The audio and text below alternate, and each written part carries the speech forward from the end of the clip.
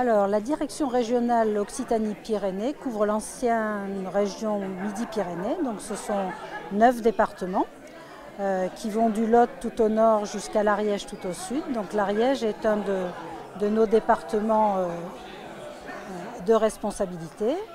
Et c'est Juliette Narnaudy, salariée à la Fondation du patrimoine, qui s'occupe de l'Ariège. Alors, qu'est-ce qu'on fait aujourd'hui à Camon? C'est la fête des roses. Alors, qu'est-ce que vous êtes venu faire en tant que Fondation du patrimoine? Alors, notre présence avait de nombreuses raisons. La toute première, c'est qu'on a lancé une collecte de dons en faveur de la restauration de l'église de Camon en 2021. Donc c'est une collecte qui permet de couvrir certaines dépenses de travaux sur lesquelles sont engagées la mairie de Camon, en compagnie de l'association avec la mairie. Et ensuite, la raison qui nous poussait aussi à être présents aujourd'hui, c'est que Camon est devenu le premier village ariégeois commune partenaire de la Fondation du patrimoine. Alors oui, qu'est-ce que c'est qu'une commune partenaire? C'est un dispositif qu'on a mis en place très récemment, au travers duquel on accompagne les petites communes de caractère dans leur travail de restauration du patrimoine. C'est souvent une aide qu'on leur fournit pour animer leur collecte avec un certain nombre d'outils comme des flyers, un accompagnement aussi sur la façon d'animer une collecte, comment aller chercher le partenaire, le mécène ou le simple donateur pour pouvoir récolter les fonds qui leur sont nécessaires pour couvrir leur reste à charge sur les grosses restaurations. Donc c'est ce qu'on va continuer de faire sur l'église, et si d'autres bâtiments patrimoniaux de la commune le nécessitent, on les accompagnera pour cela.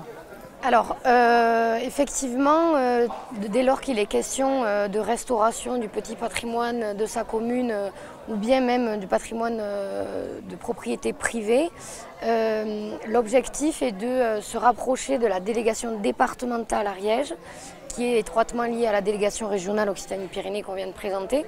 Ce sont une petite équipe de bénévoles qui maillent tout le territoire ariégeois et qui permet de faire le lien, l'intermédiaire avec les dispositifs administratifs, juridiques et financiers qui pourront être mis en place en faveur de la restauration en question.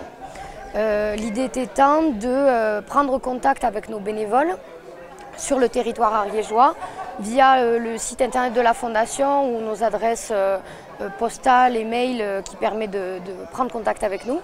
Et nous, on mettra en place un accompagnement au plus près sur le terrain grâce à nos bénévoles et un petit peu en amont au niveau régional pour la constitution d'un dossier qui permettra la labellisation du patrimoine pour le propriétaire privé ou le dispositif de collecte de dons comme en a bénéficié l'église de Camon.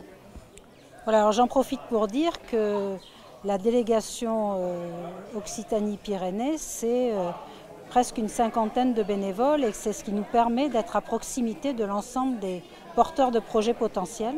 Et c'est vraiment eux qui connaissent le dispositif, qui connaissent les façons d'accompagner les porteurs de projets. Donc ils sont essentiels à notre travail avec nos salariés bien sûr en région. Alors le patrimoine que nous touchons, initialement, historiquement, c'était le petit patrimoine vernaculaire des communes de moins de 2000 habitants. Donc c'était le lavoir du coin, la petite halle, vraiment du petit patrimoine. Aujourd'hui, on touche des villes de jusqu'à 20 000 habitants pour du patrimoine bâti, mais on a aussi, et depuis le début, une action sur le patrimoine naturel avec un label qui s'appelle Patrimoine naturel et biodiversité et qui nous permet effectivement de soutenir de très beaux projets. Dans les Pyrénées, on a soutenu le lac d'Estaing, dans les Hautes-Pyrénées, mais on soutient les communes à renaturer leur environnement ou à réintroduire, effectivement, on a aussi un agro-biodiversité qui nous permet d'entretenir du patrimoine bovin ou ovin historique. Donc c'est très varié et pas uniquement du patrimoine bâti.